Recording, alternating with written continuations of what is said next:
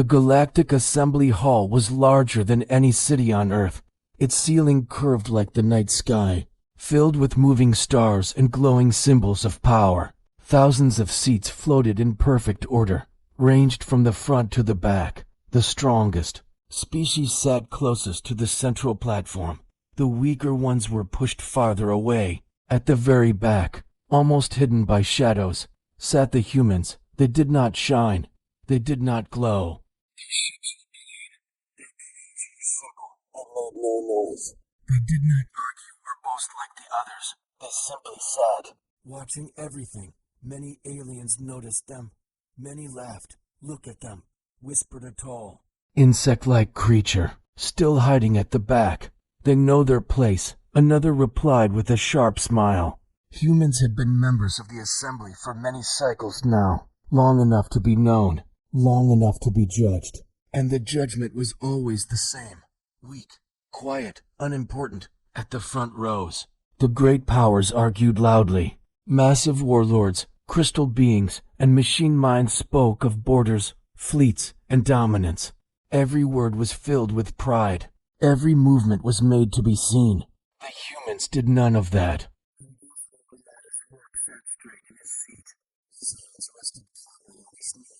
His face showed no anger, no fear, no pride, just patience. Beside him, other human delegates sat the same way, silent still. Elias listened. He listened to every insult that was not spoken directly. He listened to every laugh that thought itself quiet. He listened to every careless word spoken by those who believed humans did not matter. Above them all, the speaker of the assembly called for order. The noise slowly faded. A new debate was about to begin. But before it could, a voice cut through the chamber. Speaker said a deep, commanding tone. All eyes turned to the source. It was Lord Carthrux, a towering armored being from one of the strongest empires in the galaxy. His species ruled dozens of systems through force alone. Carthrux pointed one heavy claw toward the back. There is something I wish to ask, he said. A question many of us share. The room became quiet. Why? Carthrux continued, his voice echoing. Do humans always sit at the back? A ripple of amusement moved through the assembly. Some leaned forward. Others turned to look directly at the human section for the first time. The spotlight slowly shifted toward them.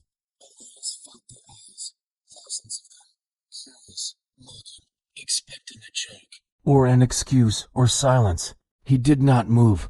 The speaker looked toward the humans. Do you wish to answer? The human delegates exchanged brief glances, not nervous, not confused, calm. They said nothing. The silence stretched. 10 seconds, 20. Whispers began again. Did they not hear? Are they afraid? Typical humans. Elias could feel the tension growing. Silence made powerful beings uncomfortable. Silence gave no control. Finally, Carthrux laughed. I see, he said. They sit at the back because they belong at the back. Laughter filled the hall. But something strange happened. The humans did not react. No anger. No shame. No reply. Just watching. That was when a few older members of the assembly felt it. A small feeling, a tightness, the kind that comes before a storm. They had seen this before, long ago, on other worlds, with other species who were once ignored. Elias looked around the hall, his eyes calm but sharp. He studied the seating. He noticed who sat where, who spoke the loudest, who interrupted others, who smiled too much. Humans had spent decades listening like this. The speaker cleared his throat. If there is no response, we will move on. The debate resumed. Talks of trade routes, military strength, expansion.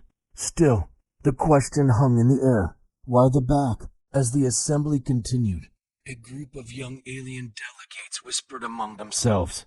Have you ever seen a human fleet? One asked. Small, very small. Another replied.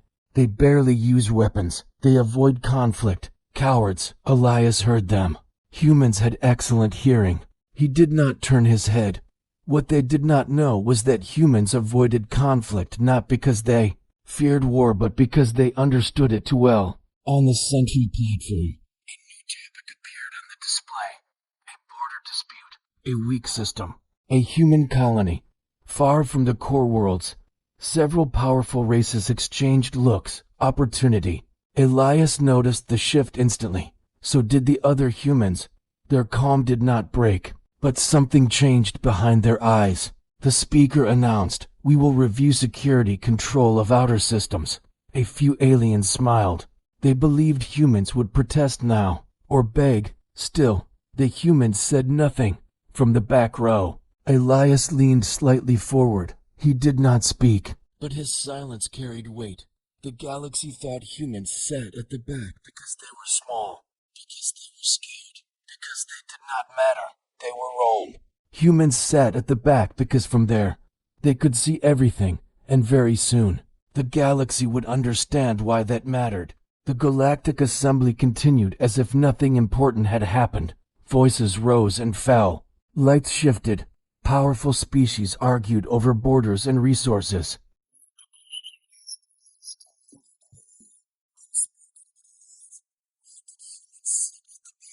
Ambassador Elias Rourke listened without moving.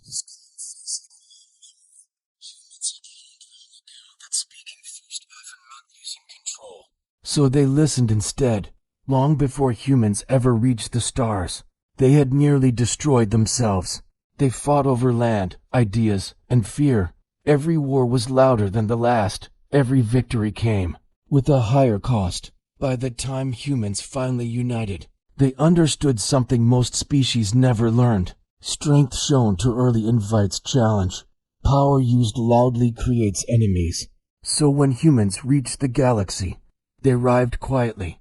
Elias remembered the first contact. Other species had sent wars, hips, displays of energy, weapons meant to impress. Humans had sent scientists, translators, and observers. They had been laughed at even then, and that was fine. Back in the assembly, a metallic being known as Overseer Vrax spoke about necessary dominance. His voice was sharp and cold. Peace is maintained by fear. Vrax declared, "Those who lack the will to rule will always serve." Many nodded. Elias noticed how often Vrax interrupted others, how he leaned forward when speaking, how his machines reacted slower than expected. Humans had studied patterns like these for decades. They did not collect trophies. Human analysts quietly marked data on invisible displays. Trade habits, military movements, energy use, emotional reactions. Every session of the assembly was a lesson. Humans never wasted one. Nearby, a young alien delegate leaned toward her companion. "Why do humans even come here?" she whispered. "They never vote. They never lead." Her companion replied, "Maybe they are waiting for someone to protect them." If only they knew. Elias glanced at the central screen. The human colony on the outer system remained highlighted. It was small, peaceful, not rich in resources, perfectly unimportant, perfectly vulnerable. A soft signal pulsed across the human section. A private alert. Nothing visible, nothing audible. Just a gentle vibration in their seats. Elias did not react. He did not need to. The message was clear. Several fleets were moving. Not human fleets, others. He remained still as the assembly talked on. Inside his mind, old lessons returned. Lessons passed down through generations. When humans once sat at the front of their own world, they had paid for it in blood. So now, they sat at the back. From there, they could see who leaned too close to power, who smiled at chaos.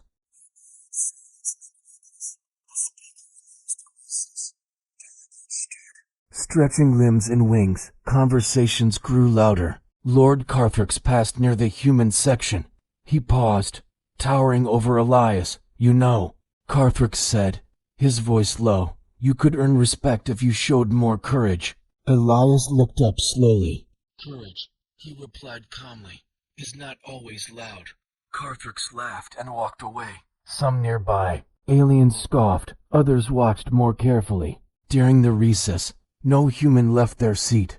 They remained together, quiet, united. Their silence was not fear. It was discipline, hidden deep within the Assembly's data networks. Human systems worked. They did not break laws. They did not steal secrets. They simply observed what was already exposed: fleet mobilizations, supply shifts, emergency protocols. The galaxy was preparing for something, and humans had already planned for it. The session resumed. The speaker's tone changed. More serious now. There have been reports, the speaker said, of unauthorized military movement near an outer system. Murmurs spread. The image of the human colony appeared again. Elias felt a familiar weight settle in his chest. Not panic, not anger. Responsibility. Some delegates turned to look at the humans. Smiles returned, hungry ones. Perhaps, one senator said, "This is why the back seats exist." Laughter echoed again. Still, the humans did not speak. They had learned another lesson long ago. The first reaction is rarely the right one. Elias looked at his people, every face calm, ready. Humans did not fear being tested. They feared what would happen when the test was passed. The galaxy believed humans were passive. They were wrong. Humans were patient, and patience, when combined with knowledge, was the most dangerous weapon of all. From the back row, Elias watched the galaxy move toward a mistake he would never forget.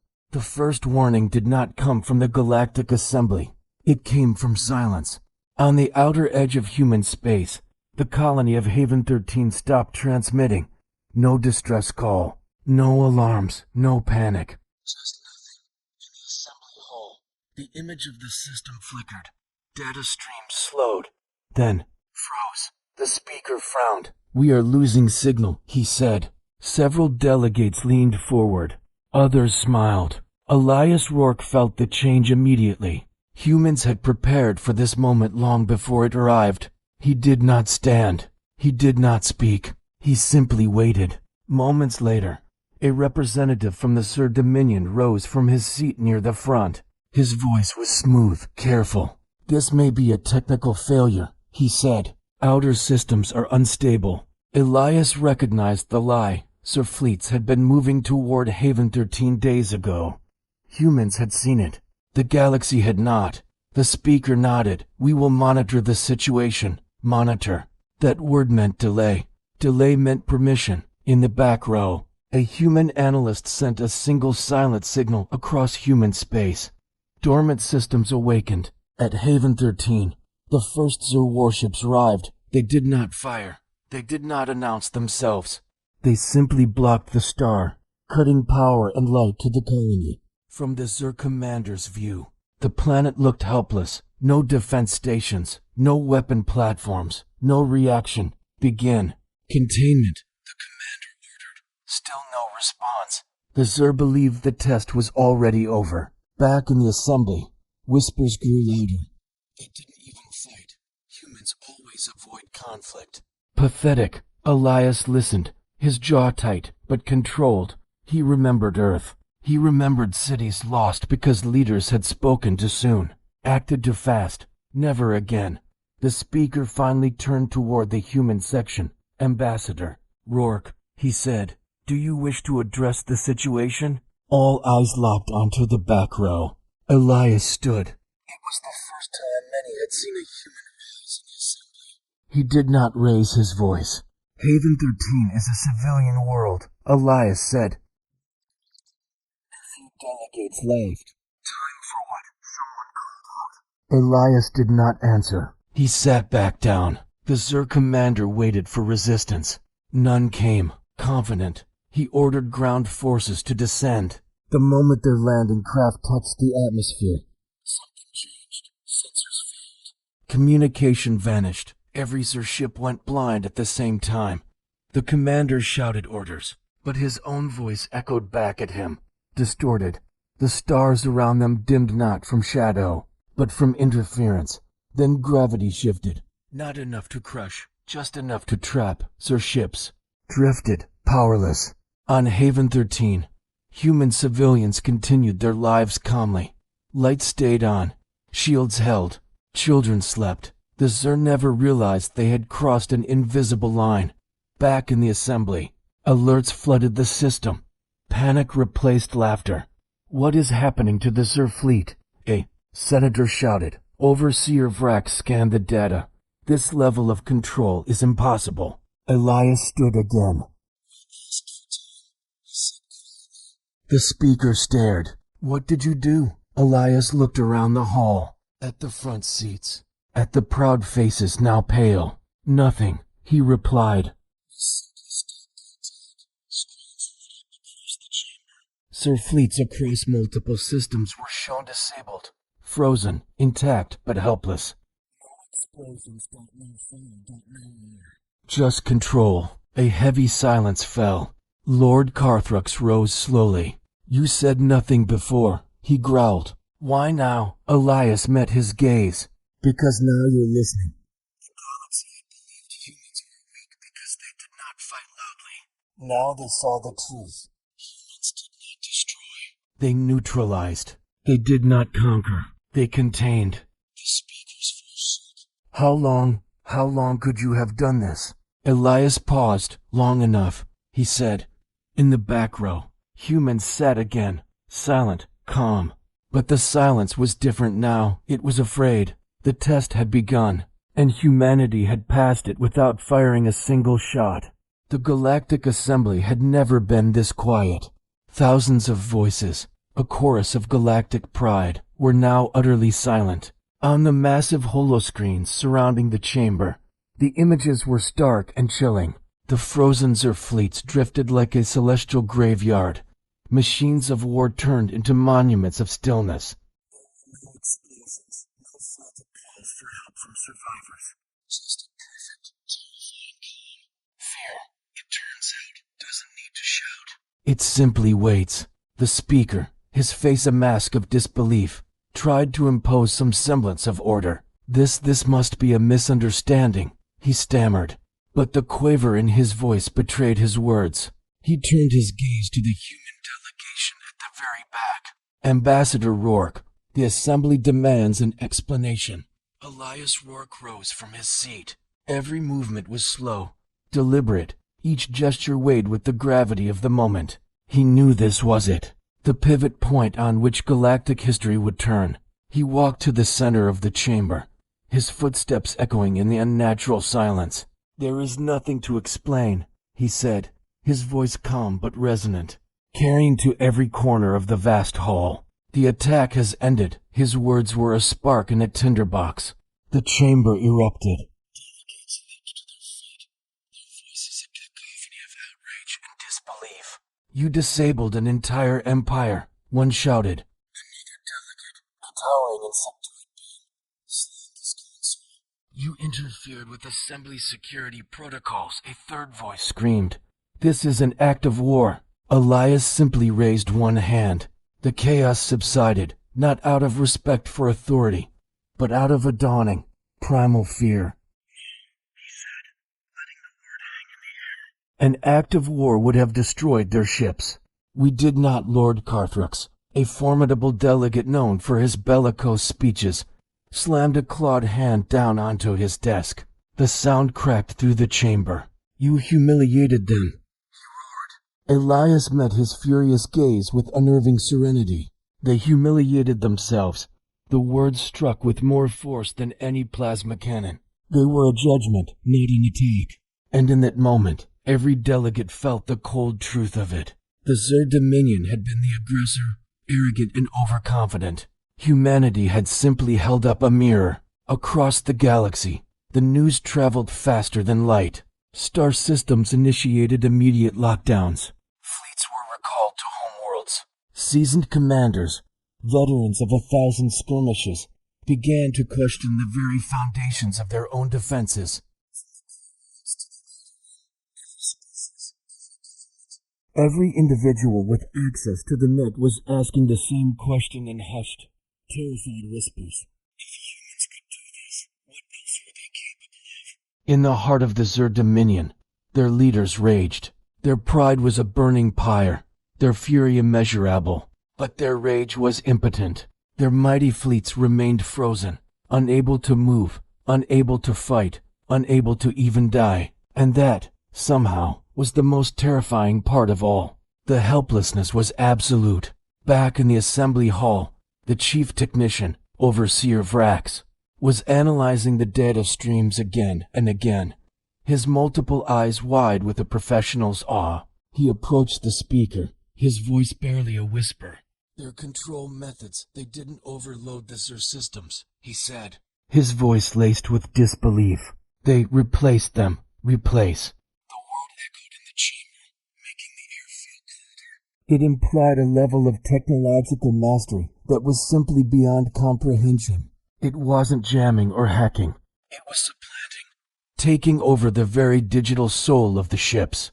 The speaker swallowed hard, the grandeur of his office feeling very small. He looked back at Ambassador Rourke. "Ambassador, why did you not warn us of this capability?" Elias didn't answer right away. His gaze swept across the front rows, across the opulent seats reserved for the ancient, powerful races, the self-proclaimed masters of the galaxy. "Because," he said softly, no one asked. A wave of uncomfortable shifting passed through the delegates.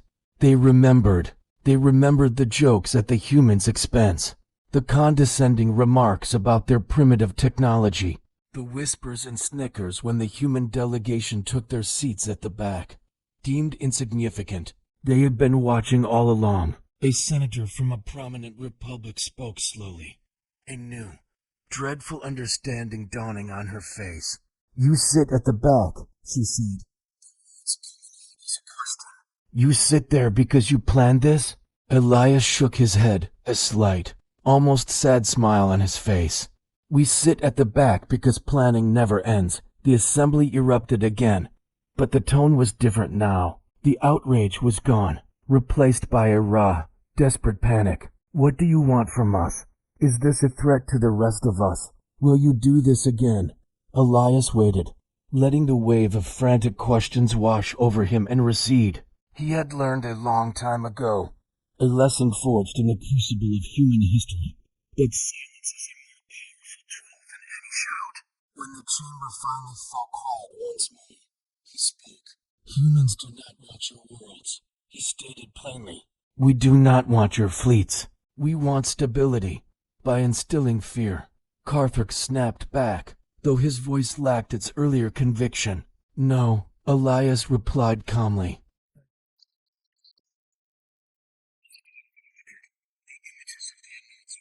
Replaced by streams of data, charts, and timelines. Wars that had mysteriously de-escalated. Cataclysmic natural disasters that had been averted by a hair's breadth. Vulnerable trade routes that had remained miraculously safe. These were events that the Assembly had celebrated as fortunate coincidences, as moments of unexpected peace. But the data showed a different story. It showed subtle interventions, unseen hands guiding events away from the abyss. Humans had been there, always at the back, always watching, always adjusting the variables, shaping outcomes without ever claiming credit. A young delegate, new to the Assembly, whispered to her companion, her voice trembling. "They've been protecting us this whole time." Her companion, older and more cynical, replied with a fearful gasp, "Or controlling us." The chilling reality was that both statements were true. Elias continued, his voice steady. "You believe power must be demonstrated, displayed for all to see." Humanity learned the opposite lesson. True power survives by remaining invisible. The speaker sank into his high-backed chair, the symbol of his authority now feeling like a cage. The unwritten rules that had governed the galaxy for millennia were being torn up and rewritten in real time, right before his eyes. From that moment forward, every single delegate, from the most powerful to the most junior, watched the human delegation. No one laughed. No one whispered insults. The back row of the chamber had suddenly become the most important place in the galaxy. Far away, in the cold darkness of space, the SIR fleet came back to life. Systems restored. Controls returned. The crews, shaken and confused, found their ships perfectly unharmed. The message was clear. This was a warning. It was not a punishment. Back in the Assembly, Lord Carthage stood up again, but his posture was different. his tone devoid of its usual arrogance. It was careful, measured. "What happens?" he asked, his voice echoing in the now reverent hall. "If humans are forced to stand up from the back row?" Elias looked at him, his expression unreadable. His answer was quiet, yet it carried the weight of a supernova. "Then the galaxy will fall out of balance." There was no threat, no pride in his voice. Just the simple statement of an undeniable truth. The speaker, finally finding his voice, announced an emergency session. New security councils, new oversight committees, new centers of power. And as he spoke, all eyes, every single pair of eyes in that room, turned to the human delegation. "Will you take a leading role in this new structure?" the speaker asked, his voice filled with a plea. Elias Rourke simply sat back down in his unassuming chair at the back of the room. "No," he said, "we will remain where we are, at the back, because from there, they could see everything, and now, so could everyone else." The galaxy did not change in a single day. It shifted slowly, like a massive object finding a new, precarious balance. After the last assembly session concluded, the news spread not as a formal decree, but as a whispered warning across every star system. Fleets, poised for conquest, stopped mid-journey. Border conflicts that had raged for generations simply paused. Long-planned invasions, meticulously drafted by military minds, were quietly, indefinitely canceled. No one announced these decisions. No government took credit for this sudden, galaxy-wide de-escalation. They simply remembered what had happened to the Tsar. They remembered the silence that followed the screaming, and the empty seats that served as a monument to arrogance. Inside the Grand Galactic Assembly Hall, the seating chart remained unchanged.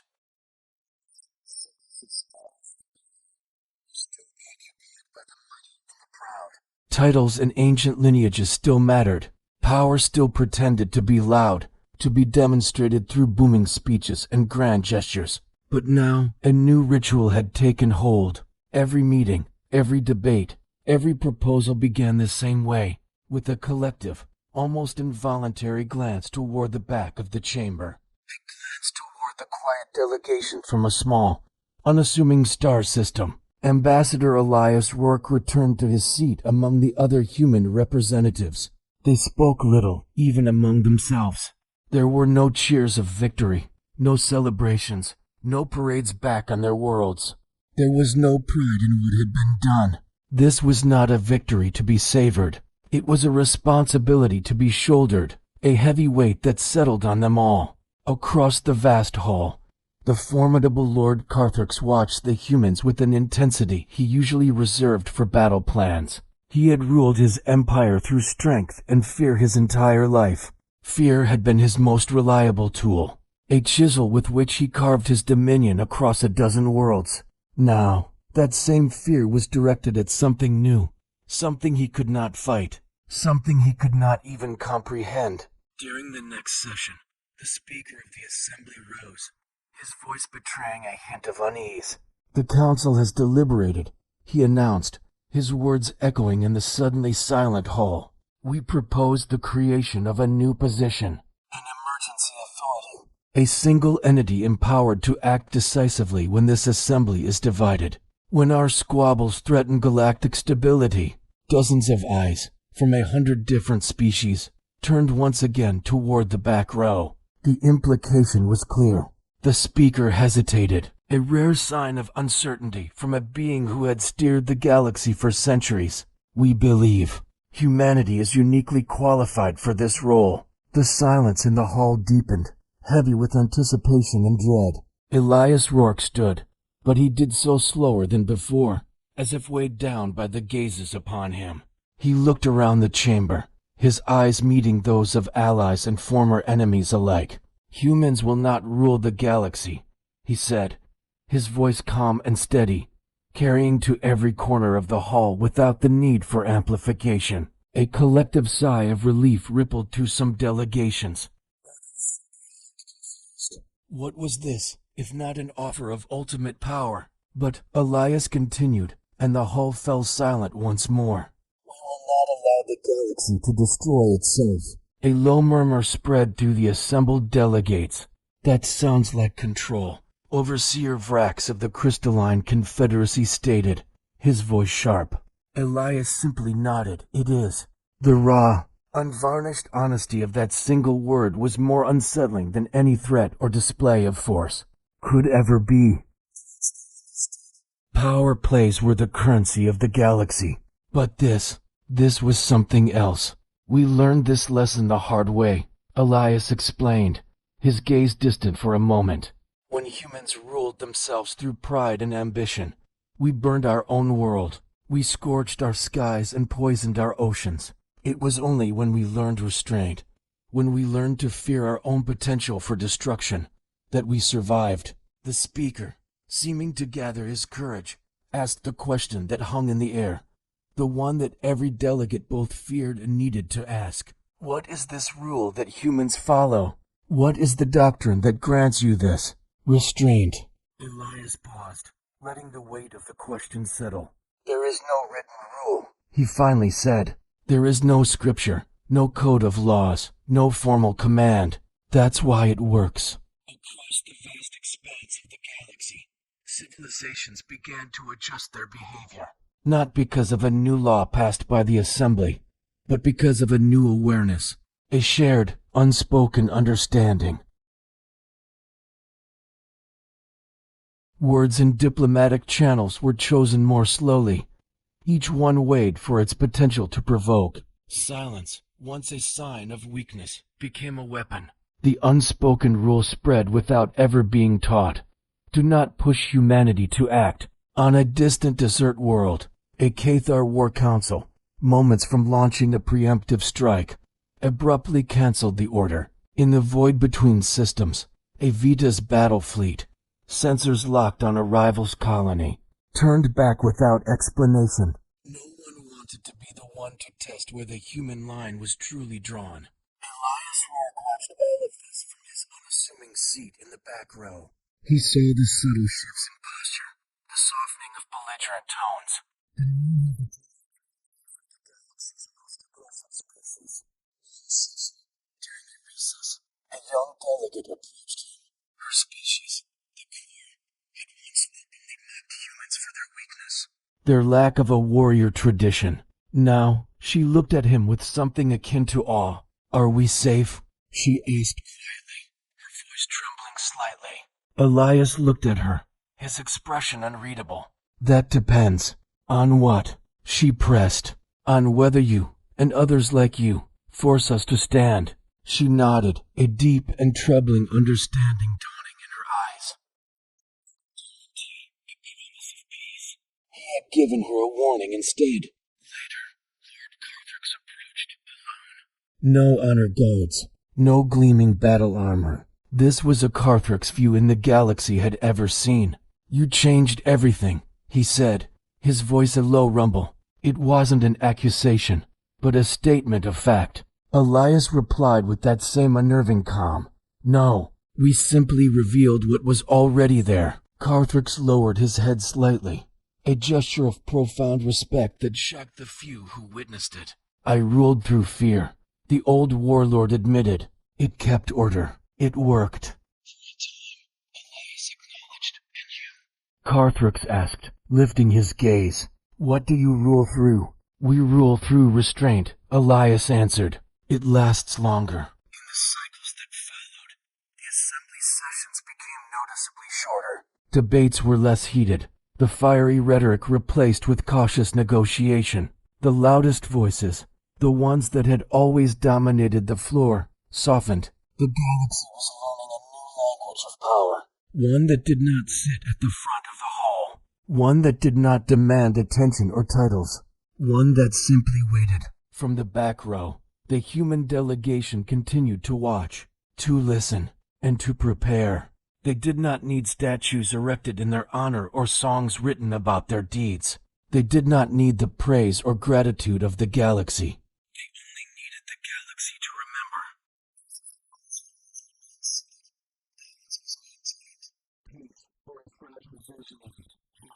But every being in that hall, from the mightiest lord to the newest envoy, now understood the final, terrible truth. If humanity ever decided, together, to stand, the rule would no longer be silent. The Galactic Assembly shimmered with 1,000 alien colors. A vast amphitheater where species from across the cosmos gathered. I, Ambassador Kellen, stood for humanity. A fledgling species barely a century out from our homeworld. We were the newcomers, the underdogs, viewed with a mixture of curiosity and condescension. Today was the day of the Great Tally, a periodic assessment of each species' contribution and worth to the galactic community. It was a day I dreaded. Our neighbors, the crystalline Xylos, had just presented their contribution, a new method of hyperspatial navigation that cut travel times by half. The assembly hummed with approval. Before them, the silicon-based Gorn had unveiled a terraforming engine capable of creating paradise worlds from barren rock, applause, or the equivalent from 100 different biologies, echoed through the chamber. Now, it was our turn. All eyes, or whatever passed for them, turned to the small, fleshy biped representing Terra. I took a deep breath, my heart pounding a frantic rhythm against my ribs. Esteemed members of the Galactic Assembly, I began, my voice amplified throughout the colossal space. Humanity is young. Our technology, compared to yours, is rudimentary. We cannot bend space-time with our minds, nor can we build worlds from dust. What we offer today is not a device, not a formula, but something else entirely. A low murmur rippled through the crowd. I could sense their disappointment. Some delegates were already turning away, their attention drifting. The High Counselor, a being of pure energy contained within a shimmering containment field, pulsed with a light that I interpreted as impatience. Proceed, Ambassador of Terra. It boomed, its voice a chorus of harmonious chimes. What we offer, I continued, pressing a control on my console, is a story. A large holographic display lit up behind me. It showed a vibrant, chaotic scene from Earth. A city street, filled with people of all shapes, sizes, and colors, all rushing, laughing, talking. It was a scene of beautiful, unbridled chaos. This is our world, I said, and these are our people. We are a species of contradictions. We are builders and destroyers. We are poets and warriors. We are creatures of logic and of unbound, often irrational, emotion. For decades, you have studied us, cataloged our technological progress, and found us wanting. You have measured our energy output, our resource management, our FTL capabilities. But you have overlooked our greatest strength. The hologram shifted. It showed a child, crying over a scraped knee, and a stranger stopping to offer a comforting word and a bandage. It showed a group of volunteers, covered in mud, pulling a family from a flood-ravaged home. It showed a scientist, weeping with joy in a laboratory, having finally made a breakthrough after years of failure. It showed soldiers from opposing nations, laying down their arms on a holiday to share a meal in a war-torn trench. You call it emotional instability, I said, my voice rising with passion. You classified our capacity for empathy, for sacrifice, for love, as a primitive flaw, a weakness to be engineered out as we mature. But you are wrong. It is the very source of our power. It is the engine that drives our creativity, our resilience, our indomitable will to survive and to protect one another. The hologram now displayed images of human art. The soaring notes of a symphony filled the chamber, followed by the vibrant colors of a masterpiece painting, the elegant lines of a sculpture, the heart-wrenching words of a poem. Music, something most logic-driven species found utterly baffling, now held the assembly in a strange, silent thrall. Your societies are built on logic, efficiency, and cold calculation, I declared, turning to face the High Counselor. You have achieved wonders, and we respect you for it. But in your quest for perfection, you have sacrificed something vital. Tell me, Counselor, when was the last time a Gorn looked upon a barren moon and was inspired to write a song about its lonely beauty? When did a Xylos risk its own existence to save a member of another species? Not for strategic gain, but simply because it was the right thing to do. There was a profound silence. The counselor's light flickered, a sign of deep contemplation I had learned to recognize. The murmuring had ceased. Every delegate was now locked onto the images, onto my words. Our technology may be primitive, I went on, my voice softening, but we have something that cannot be quantified by your great tally. We have hope. Even in our darkest moments, when we face war, disease, and disaster, we hope. We hope for a better day. We fight for it. We build towards it. This hope is not a logical calculation of probable outcomes. It is a fierce, burning fire in our souls. It allows us to face impossible odds and say, we will find a way. It allows a single mother to work 3 jobs to give her child a future. It allows a rescue worker to run into a burning building when every instinct screams to run away. The final image appeared on the hologram. It was a simple, breathtaking view of a sunrise over Earth, as seen from orbit. A fragile blue marble, bathed in the warm glow of its star. This is what humanity offers the galaxy, I concluded, my voice now barely above a whisper, yet it carried to every corner of the whole. We offer you our imperfection. We offer you our compassion, our art, our chaotic, illogical, and unbreakable spirit. We offer you hope. We will not teach you how to build better starships. Instead, we will remind you why you started building them in the first place. To reach out, to connect, to feel, to experience the wonder of a universe that is far more than just a collection of resources to be cataloged. We will teach you how to be, in a word, human. I lowered my head, my speech finished.